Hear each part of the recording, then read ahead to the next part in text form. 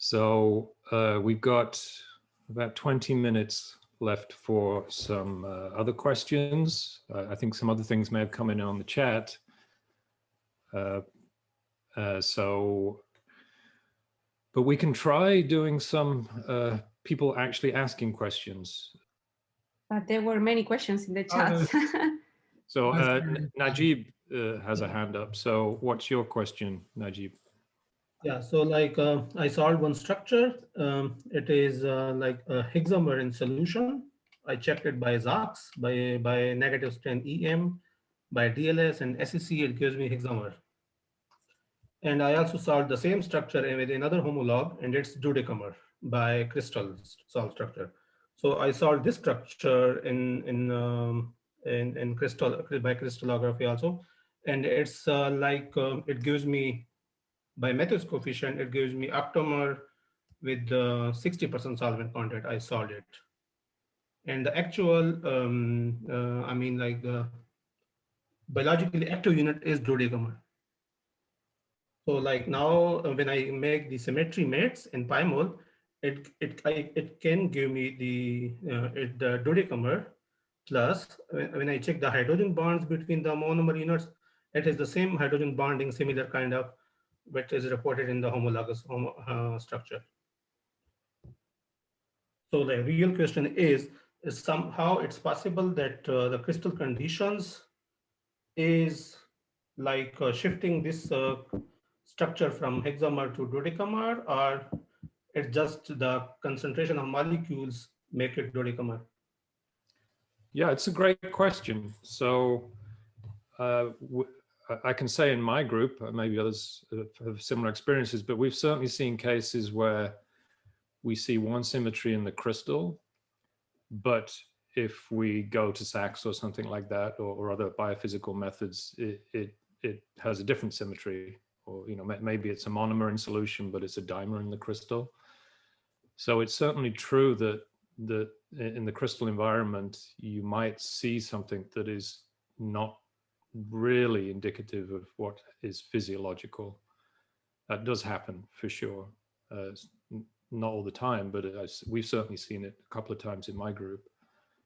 So it's very good to run programs like PISA or whatever the current kind of version of that program is, but PISA is a very good way to try and figure out what actually is a sensible oligomeric unit from a crystal structure, because sometimes it can be hard looking at symmetry and things like that.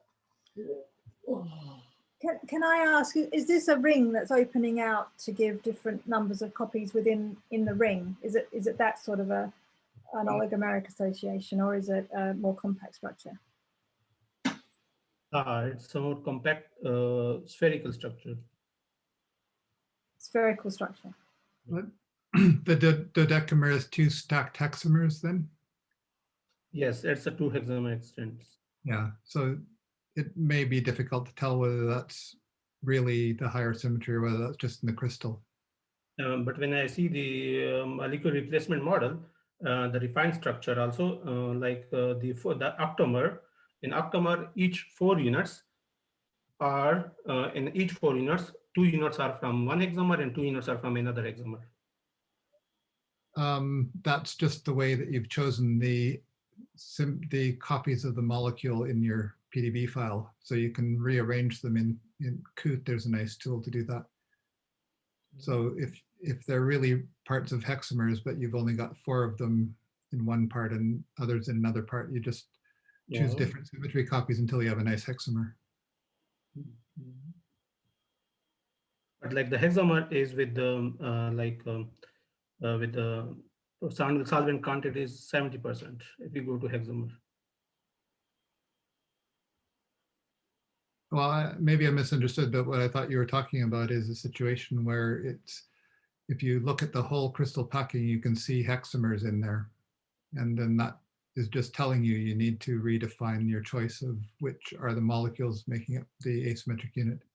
When I go for cell packing, it's like in one unit cell, there are 18 space group symmetries, and there I can see dodecamer there, not just hexamer. Yeah, but if you're seeing an octamer, then an octamer is, it's not, it doesn't sound to me like it's an 8-fold or a 4-2 or anything. It's just 8 different molecules. Yes. So molecular Right. doesn't know about the internal symmetry of your molecule, and it won't find the right set of symmetry related copies necessarily. Great. Are there other questions? Anybody else putting their hand up to ask a question? I see plenty of things in the chat window.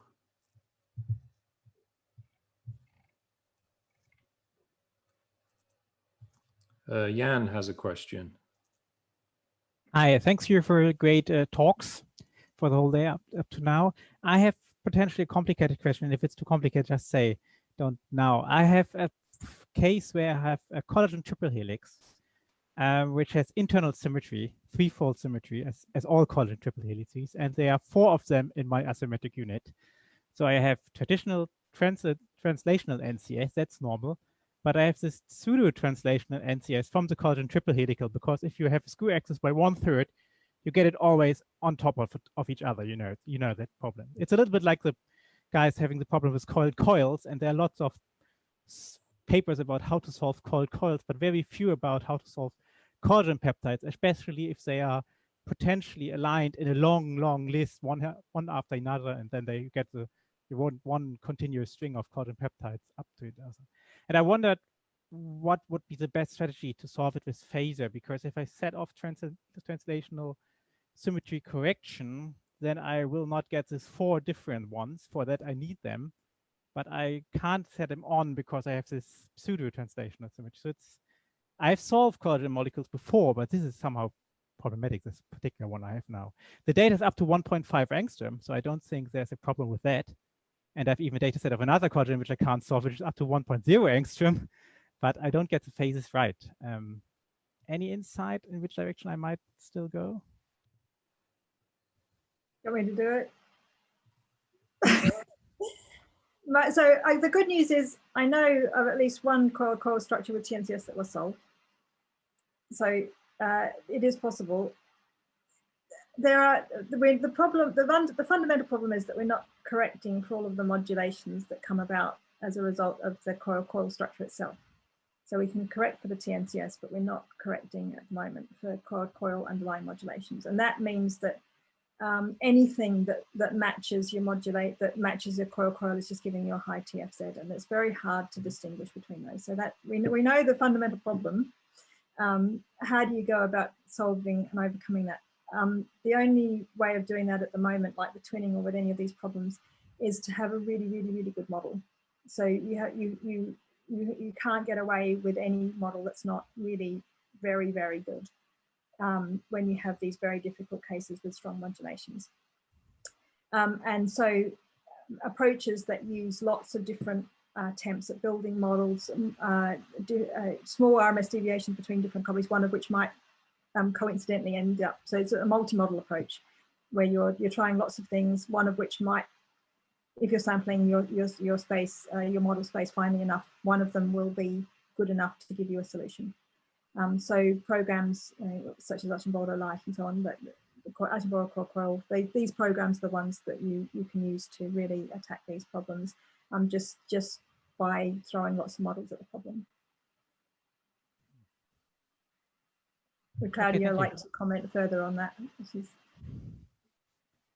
No, that's yeah. Great, thank you. I see another hand raised. It's Ita. Thanks, it's Ita. Oh, sorry. So I had a question. So I have this protein that has like 3 domains, and if I split it up and I use like an ensemble and it'll search for like the largest domain first. But if I only put in one domain, I get like high LLG scores, high TFC scores. But if I do all 3 domains, it just keeps running forever and never stops. So I was wondering if there's a way to use that solution from like the large domain and combining it with the other T small domains in a different phaser MR, like kind of like bootstrapping it together. Yep, you can do that. So if it's not doing the right thing automatically, that probably means that one of the domains or more of the domains are not as good as Phaser would think from the sequence identity and the size. So that's why you can override the choice of order. You can also start from a partial solution. So there's different ways of starting from a partial solution and building it up from there.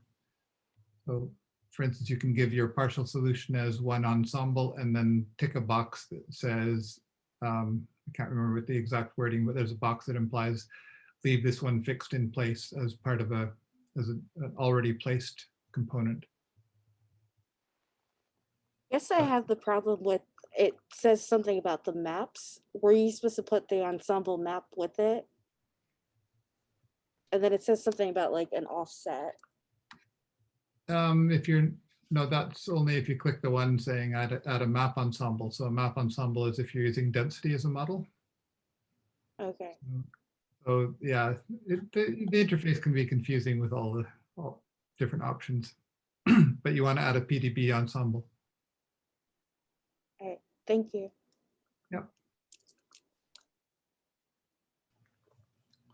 Okay, there's another question from Nika. Yes, hi. So I have a question about twinning. So I have a protein, which is quite a small molecule, 24 kilodaltons, and all data, the statistics of the intensity show near perfect twin. And also my unit cell is quite large, so 285 times 200 times 70 angstroms. Yeah, the Matthews coefficient shows from 9 to 10 molecules in the asymmetric unit. However, I'm not sure how to continue because I have a space group in which twin laws are not possible. And also molecular replacements is giving me quite some trouble with either low TFZ scores or also really weird clashes upon solving any solution. So I don't know if there's anything I can do at this point, because even going to refinement is quite tricky for me so far. And this is my first structure in my life that I'm solving, so this is also an issue. Congratulations. Yes. Oh, sorry. Were you going to say something earlier? Yeah, I pushed the wrong button. As usual. Do you have a really good model? Well, no, I mean, yeah, I kind of do, but I don't know what you consider a good model. It's quite high sequence identity, so 70%. Okay, that's a good model. And yeah. and it's small, and you're not expecting any conformational change, or there's no possibility. Well, I have two different states. I have apostate and I have with the ligand, which I expect to have some conformational changes, but they all show same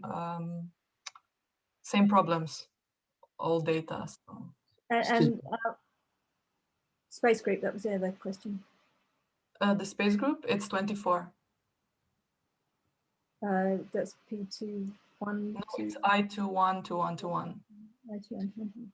But it also shows it could be 23, so this is I2 to 2. Yes. But it also says that there's no real way to solve this with systematic absences. Which one is it? So this is also a problem. Yes.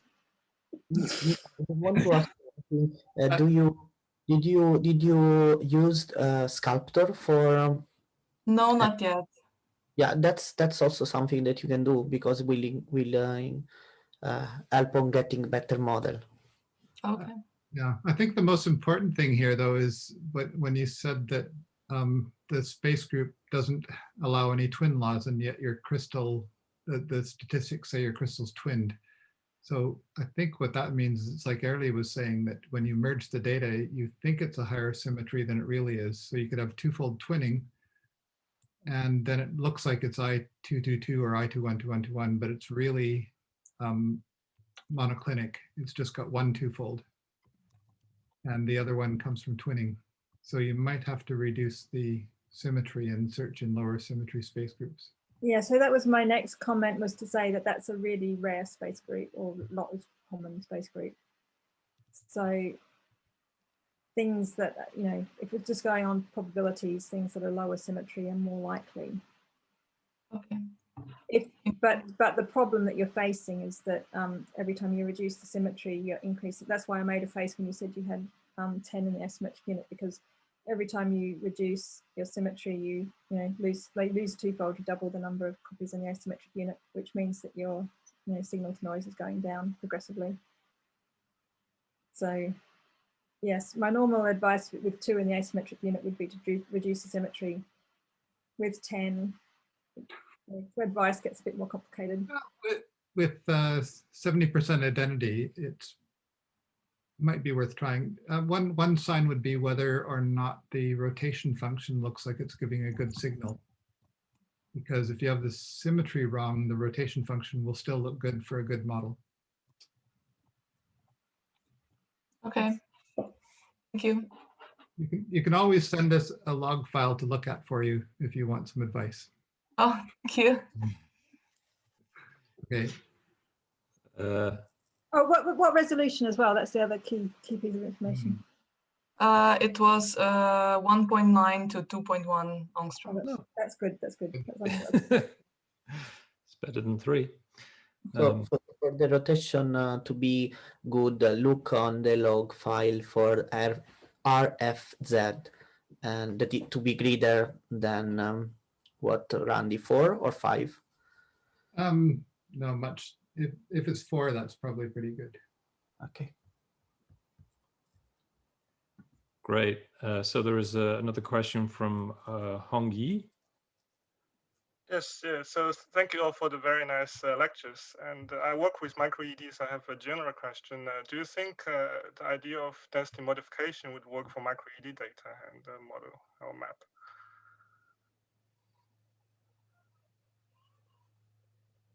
So I can try to answer that. It might work. What it depends on is whether the data, the amplitudes are pretty accurate or have systematic problems, which is kind of the key problem in micro ED. But if you use the tool that we developed for cryo-EM for trying that, it possibly could work. We haven't tried it, so I don't know if it would work, but wouldn't hurt to give it a shot. Yeah. Okay, I'm not seeing any more hands raised. And we're at, well, it's 12 o'clock our time. I have no idea what time it is where you are, but I imagine for some of you it's very late, or some of you it might be very early. So I think we will save the chat. And if you have, feel free to email the Phoenix, the help at phoenixonline.org, or email to the bulletin board with questions if we didn't get them answered today. And there will be, we'll have more topics tomorrow, and I'm sure more questions on those topics, but it's also a chance to ask maybe questions that didn't get answered today.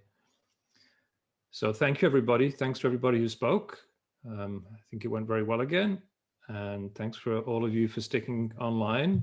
We had, I think, about 180 people at one point. And we look forward to seeing you all tomorrow, same time, bright and early tomorrow morning. Have a good rest of your Tuesday.